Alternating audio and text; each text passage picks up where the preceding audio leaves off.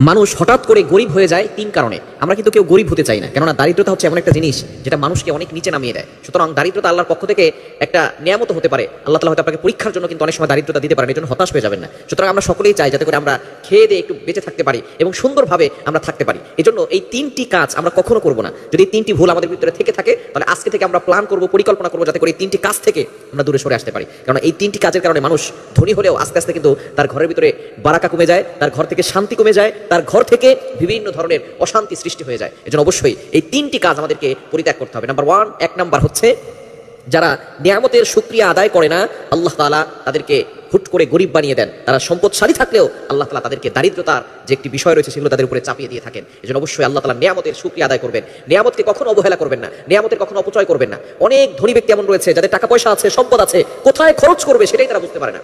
বিভিন্ন জায়গায় তারা গিয়ে এই টাকাগুলোকে অপচয় করতেছে। মনে রাখবেন, অপচয় যারা করে তাদেরকে আল্লাহ তাআলা মহব্বত করে না। সুতরাং নিয়ামতের কখনো অশুকরিয়া আদায় করবেন না। আল্লাহ তাআলা নিজে বলে দিয়েছেন পবিত্র কোরআনুল কারীমের ভিতরে 13 নম্বর পারার 15 নম্বর পৃষ্ঠার 4-5 নম্বর লাইন সূরা ইব্রাহিমের 7 নম্বর আয়াতের একটি অংশে আল্লাহ বলছেন, লা ইন শাকারতুম লা আযীদান্নাকুম ওয়া লা ইন কাফারতুম ইন্না আযাবি লাশাদীদ। যারা নিয়ামতের শুকরিয়া আদায় করে আমি আল্লাহ তাদের নিয়ামতকে বাড়িয়ে দেই, আর যারা নিয়ামতের শুকরিয়া আদায় করে না আমি আল্লাহ তাআলা তাদের নিয়ামতকে ছিনিয়ে নেই। ইন্না আযাবি লাশাদীদ, এবং নিশ্চয়ই আমার আযাব কিন্তু অত্যন্ত কঠোর। সুতরাং অবশ্যই আমরা নিয়ামতের কখনো অশুকরিয়া আদায় করব না, নিয়ামতের শুকরিয়া আদায় করব। আল্লাহ তাআলা যতটুকু দিয়েছে বলবো আলহামদুলিল্লাহ, বলা যাবে ইনশাআল্লাহ। নাম্বার 2, দ্বিতীয় নাম্বার হচ্ছে নামাজ ত্যাগ করা যাবে না। বর্তমানে অনেক মানুষ কিন্তু নামাজ ছেড়ে দিচ্ছে। আপনার ব্যবসা, আপনার দোকান থেকে আপনার সমস্যা হবে, ব্যবসায় লস হয়ে যাবে, এই জন্য আপনি নামাজ পড়তে যাচ্ছেন না।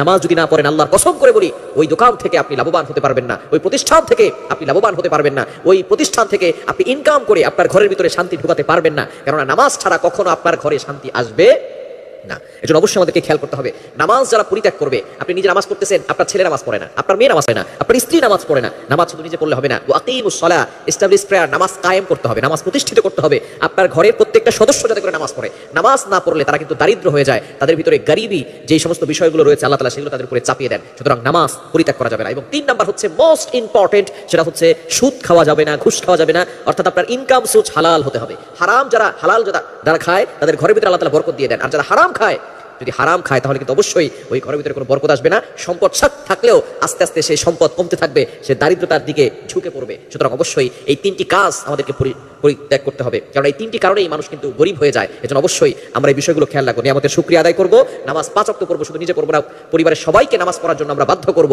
এবং 3 নাম্বার হচ্ছে হারাম 1 টাকাও আপনার পকেটে ঢুকাবেন না, হারাম 1 টাকাও আমাদের ঘরে আমরা প্রবেশ করাবো না। এই 3টি কাজ করলে আল্লাহ তাআলা দারিদ্রতা থেকে আমাদেরকে এমনভাবে ঝুঁকিয়ে দিবেন যাতে করে আমরা কখনো সম্পদশালী না হতে পারি। এজন্য অবশ্যই 3টি কাজ থেকে আমরা দূরে সরে থাকবো, তাহলেই আমরা ধনী হতে পারবো ইনশাআল্লাহ। আল্লাহ তাআলা আমাদের সকলকে এই বিষয়গুলো বুঝার তৌফিক দান করুন।